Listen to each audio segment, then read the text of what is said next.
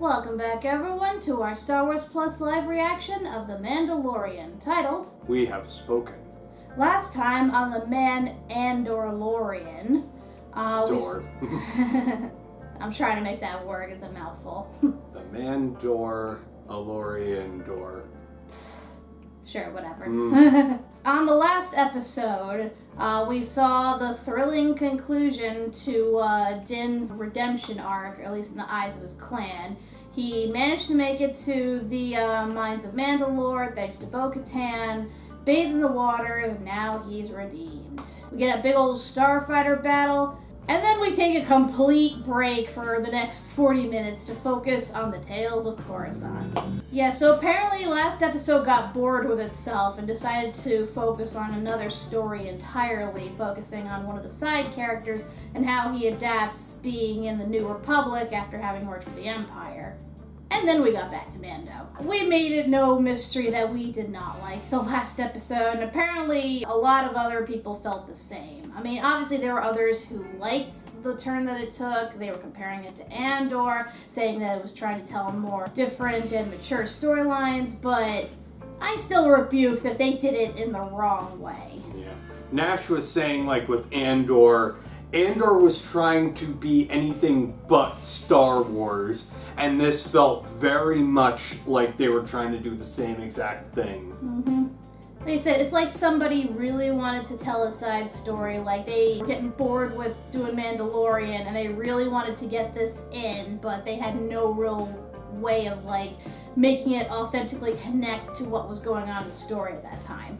And it really freaking shows. It's like somebody writing a fanfic, then stopping halfway and starting a brand new project. Like, I'm sure it'll come up as the remainder of the season goes on, but yeah, they kind of went a little too deep into it. If anything, it felt more like it tied into Bad Batch than it did to Mandalorian, because it seems like they're all both going in the same direction of solidifying the canon of what happens in the sequel trilogies, much to the chagrin of certain fans out there. I don't have a problem with that. I just like consistency in my Star Wars shows. I like proper focus. You want to tell like a serious story about a former doctor not being able to practice his craft, having to live under the oppressive New Republic, and being discriminated against for his past, that's fine.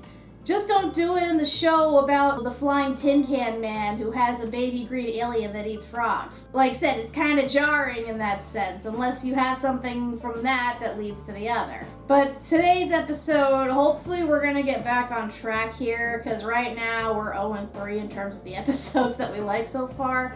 And hopefully we'll get a little more clarity to where the story's going in today's episode. The Foundling. Part of me feels like this might be a backstory thing, even though we've kind of already seen Din's backstory, or maybe we're going to be introduced to a brand new character who's also a Foundling.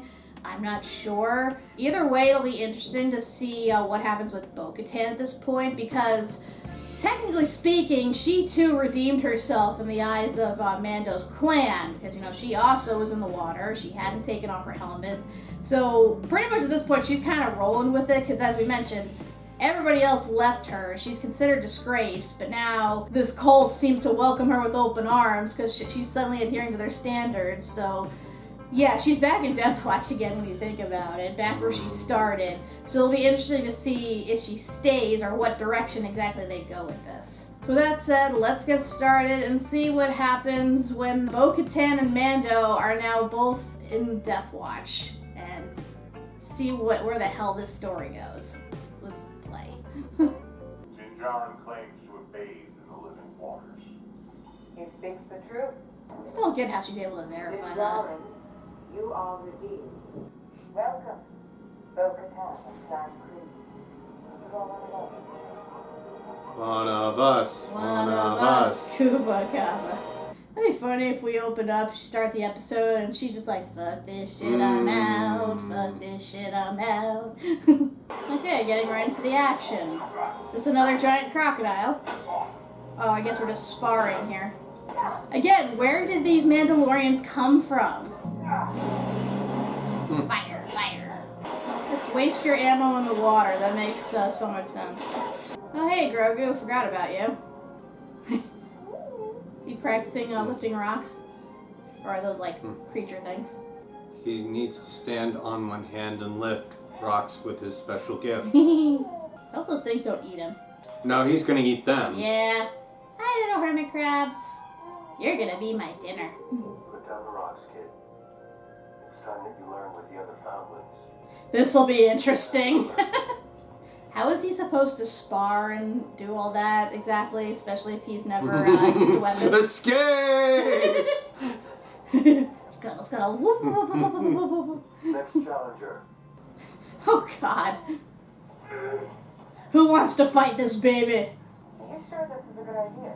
If he is ever to rise from Foundling to apprentice, he must learn. Judge, You're not going to give him armor or anything like that? he challenges. He is too small. Yeah. Lord, proceed. Dude. Bring the training guns. You're going to give Grogu a dart gun? Why doesn't he wear a helmet? He is too young to speak the creed, and so too young to wear a helmet. Then he's too young to fight. Yeah. One does not speak unless one knows. Is that not the creed? Well, I know. Or he just physically can't at this point. Oh, dear Lord. Don't worry. My dad was the same way. He's just proud of you. My dad, too, gave me a deadly weapon and said good luck. I feel like Grogu's about to kill somebody. 3 darts. You may fire the darts in any order. Squeeze your fist to launch the darts. You'll be fine. Oh. He doesn't know how to fire darts. He's got this. Trust me. Ready? He's been busy. Give him a break. Begin. Oh. Point. Oh. Don't look at me, look at him. At least they're like paintball darts. Begin. Come on, dude. Show them. Use the force. Shoot him in the head. Ready. Third time's the charm. Begin. Leap. Leap.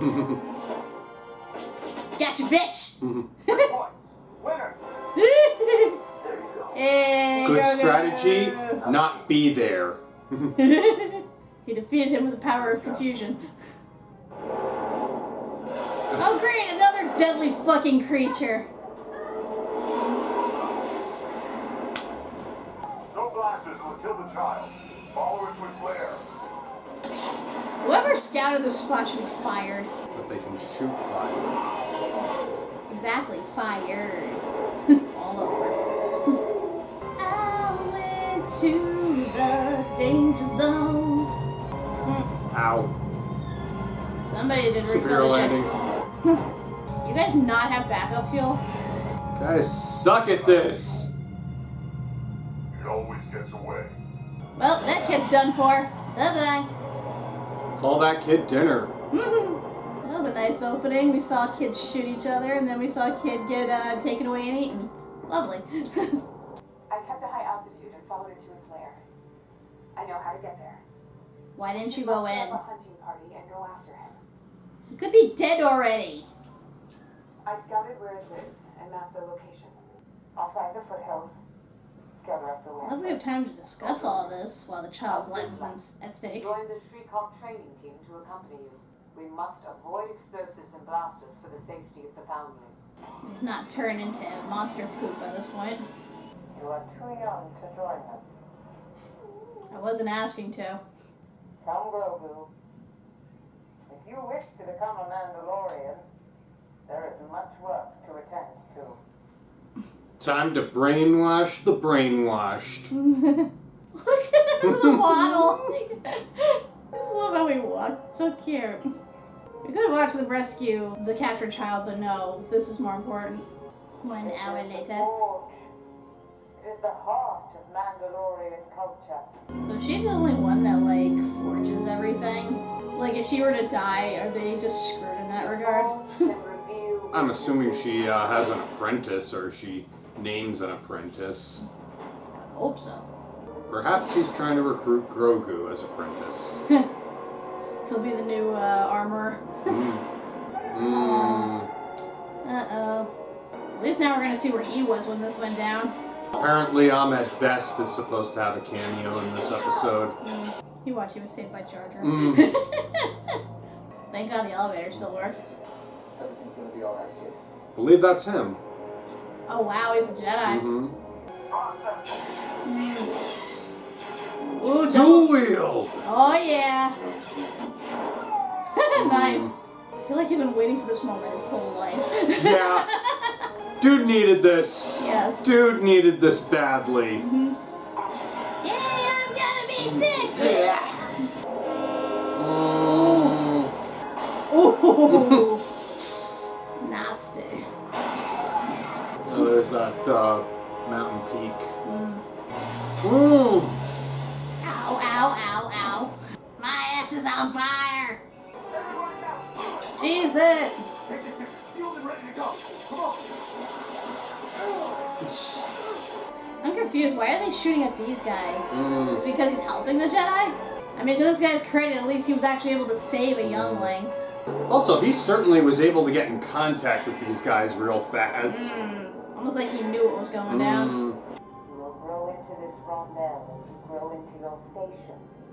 Foundling Grogu. So he gets a little chest plate thing. I think that's what it is. Oh my god, it's like his entire body. No. Well, it's certainly going to help him.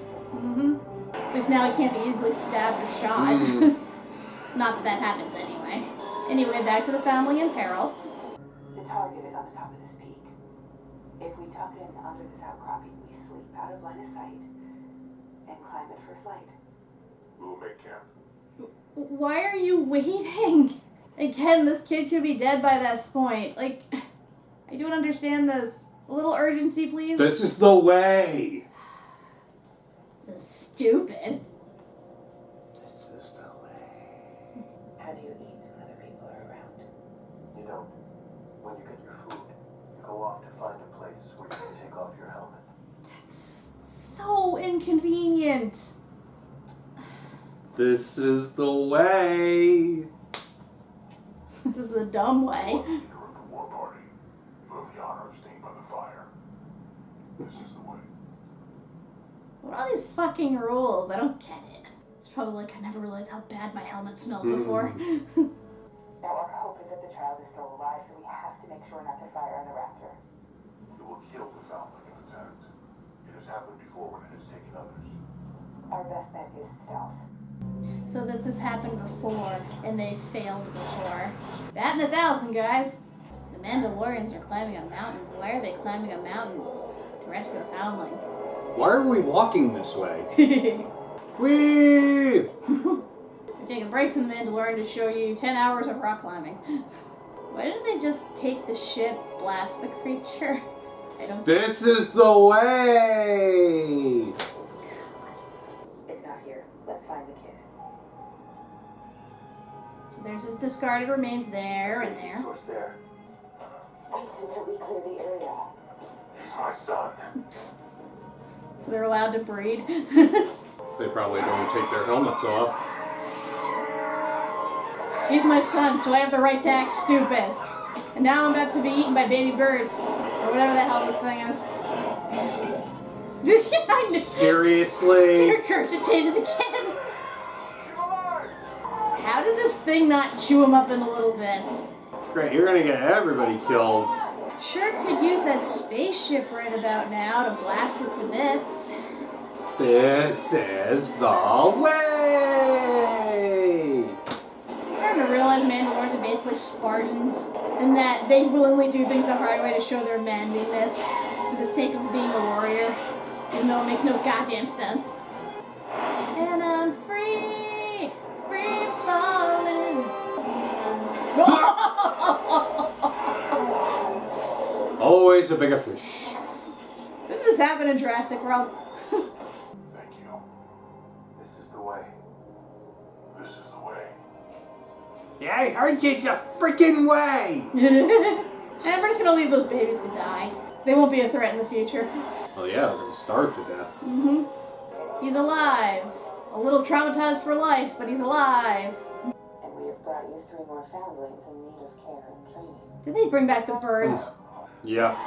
I mean, I guess they could train them and then they become their steeds. Assuming those things don't eat them first. This is gonna go over well. Under attack. come with me. I think she's gonna actually tell anybody. It's gonna be her, like, little secret. This is like a sword forger's wet dream. Like, how much focus they put on this. What would you say if I told you I saw one? Nope. There you go. That you saw what? A mythosaur. I would say you are very lucky. Or crazy. It's a noble vision. I mean a real one. Beneath the living waters on Mandalore. When you choose to walk the way of the Mandalore, you will see many things. She thinks she's crazy. Right about It was real. Sure it was. The way? Oh, there's my Carl Weathers. Huh. And yet he didn't even show up in it. This was the worst. I love the flashback Grogu had. That was probably the best part of the episode. Agreed. But the rest of it was the worst. Oh man, I don't want to hate. I don't want to hate don't on Carl wanna. Weathers, but This was bad. except for best. I'm at best. But yeah, I agree with you. Did that really need to be a focus? Really? Like, I would have been fine if this was a flashback episode, because at least it pertained to Grogu, who is one of the main characters. And I mean, we didn't really get an explanation as to how he made it from the Jedi Temple all the way to wherever the hell Mando found him in the first episode. So I thought that's what we'd see going up to that point. And I was disappointed they stopped halfway to focus on the fucking bird plot. The other Foundling. Honestly, if they had just used the ship, this would have been done so much earlier. And they're like, oh, we don't want to hurt the Foundlings. Like, so you already know he was eaten. And somehow he survived in the creature who didn't chew him up. You know, parent animals chew up their prey before they vomit it into the mouths of their babies, right? No, There's no fucking way that kid was and right. my suspension of disbelief was completely shredded in that moment. Like, I get he's wearing, like, a Beskar helmet, but that's all he was wearing. Okay, he couldn't chew up his head. He could chew up the rest of his body, or he could behead him and chew up the rest of him. Or, you know, he didn't suffocate. He's wearing the freaking helmet the whole time. He's inside a confined space. With stomach acid. Yeah. No, I do not believe for a second that child survived in the belly of the beast. But of course he's related to one of the main Mandalorians, so of course he has to survive. Again, the same problem, execution and format. Like, what is wrong with these people? You can have an A to B plot, but like, make it consistent.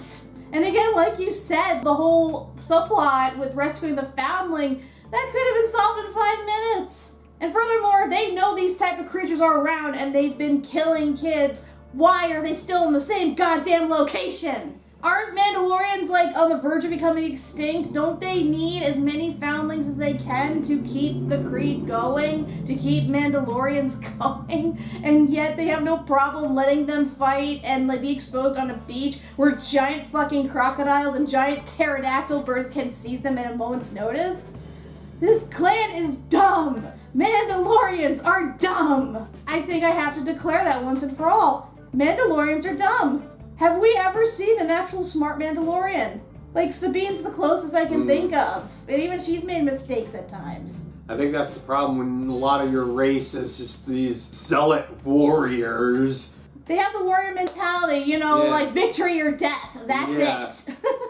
I think pretty much all the non-warriors of Mandalore are gone. Either they died at the hands of the Empire, or they survived elsewhere.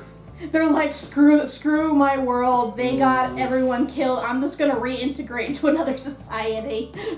I'm not dealing with this bullshit anymore. Oh my god. It starts off and, you know, I'm like, okay, it's interesting enough to see that they're finally starting to train Grogu into being a Mandalorian. I'm like, okay, if he's not going to be a Jedi anymore and he's not going to practice with his Force powers, he may as well learn how to fight like one. And it's like, I get it, he's still small, he's still kind of helpless in terms of the combat regard, but they're teaching him. it's a process. So I'm like, okay, let's see where this goes. And then we get into his backstory, which I'm surprised they did at this point, but it was not bad. I liked it. I mean, granted, we already saw it, you know, by virtue of episode 3 and then that flashback in Obi-Wan. But I thought they were going to go a little further with that, you know, going all the way to when he first meets Mando. I would have been fine. I would have felt like, okay, this kind of redeemed itself a bit in that regard, you know, answering a question everyone's had. But no, they stop halfway. And it's like, you have Ahmed Best. You have him in a badass role, finally. Keep going. I want more of that. Yeah, but more no. of that, please. No, it's like, oh, one of the Foundlings got kidnapped. Okay, let's chase down the monster. Oh, we can't catch up. Okay, let's regroup. Let's plan out carefully to see if we can rescue him, you know, before he turns into reptile poop. And then everything just took so goddamn long. How long do we focus on the armor just building shit? How long do we focus on them just flying? How long do we focus on them climbing up the mountain? It's like, get on with it! Yeah, so, This Is the Way feels like the new A Wizard did it. Pretty much. It's like, oh, we're doing these dumbass things just because. We're not gonna explain it. Like, that's just what we do. You have to accept it. This is the way. This is the way. Ugh. Dear God. How many more episodes left? We're halfway through now, right? Like, there's what, 8 episodes? We're on episode 4, or whatever. Yeah, we're on 4. We're probably about at the halfway point now. I still want to watch, but, like, I'm dreading every single episode now. It's like, can they get somebody decent in the writer's room? Or like, can they get a consistent director? Can somebody get together and figure out what direction this is all going in and make it make sense? Present it in, like, a format we can follow? Like you're going all, what is it, season 8 of Game of Thrones on us? Pretty much. Yes. We only have this many episodes. We'll give you more episodes. No, we only have this many episodes. Even now, we're like meandering, basically. If anything, there's too many episodes at this point for, you know, what I feel like the direction they're going in. And I mean, I guess the whole thing with Bo-Katan seeing the Mythosaur is going to be a thing or something, but even the armorer doesn't believe her, so it's like, okay, what are we going to do with this information? How is it relevant? Is this going to play in? It's like you could have saved the episodes that you threw into Boba Fett for this, and then we might have had something more cohesive, something that everybody likes, but no, you wasted it. You blew it. And once again, Bo-Katan's easily the most competent person on this show. That kid and all of them would have died if she didn't take charge. Again, she could have just ignored what they said and done this much quicker herself. I guess we're supposed to build up that, yes, she is the true leader of Mandalore or something, have her go through that arc where she finally believes in herself and is worthy of the title, but... Just give her the Darksaber. Yeah, just give her the Darksaber, send her on her way. Yeah, she's earned it. She doesn't need to do the whole thing by combat. She's the rightful leader, come on. Well, I guess we'll wait and see where this goes. Yay. Like, God damn it, Mandalorian. Why are you suddenly sucking now? It's like, you were so good. You were like the shining beacon that was supposed to save Star Wars, and now you're ending up as bad as all the other stuff we've been seeing so far. Like, that fucking Bad Batch at least has more consistency at this point than this does. We'll see if maybe the second half gets better. I hope. We'll see. Yes, but until next time, when that possibly happens, I'm Kat MacBerrie. I'm Doug MacBerrie. And we have spoken, because this is the way. This is the way! This is the fucking way! This is the way!